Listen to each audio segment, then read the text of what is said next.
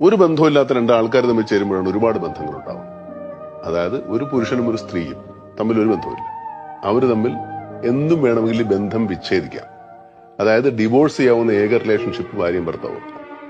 അച്ഛനും മകനും തമ്മിൽ ഡിവോഴ്സ് ആവും, അമ്മാവനും മരുമകനും തമ്മിൽ ഡിവോഴ്സ് ആവും.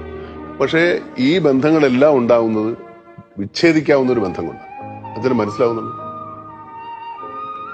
ഈ വിവാഹബന്ധം എന്ന് പറയുന്ന ഒരു ബന്ധം, ഒരു സ്ത്രീയും പുരുഷനും കൂടെ ചേർന്നാൽ അവർക്ക് ആ ബന്ധപ്പെടൽ മാത്രമേ ഉള്ളൂ. അതുകൊണ്ട് അതിനുശേഷമാണ് നമ്മുടെ സമൂഹത്തിൽ, സൊസൈറ്റിയിൽ റിലേഷൻസ് ഉണ്ടാവുന്നത്.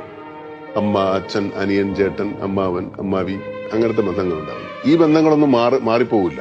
പക്ഷെ ഈ ഭാര്യയും ഭർത്താവും തമ്മിൽ പിരിയാം അല്ലേ? അപ്പൊ ഇതല്ലേ ഏറ്റവും നല്ല ബന്ധം? ഈ ഭാര്യയും ഭർത്താവും തമ്മിലുള്ള ബന്ധത്തിനല്ലേ ഏറ്റവും കൂടുതൽ സ്ട്രെങ്ത് വേണ്ടത്. മറ്റു പിരിക്കാതിരിക്കാൻ പറ്റണം.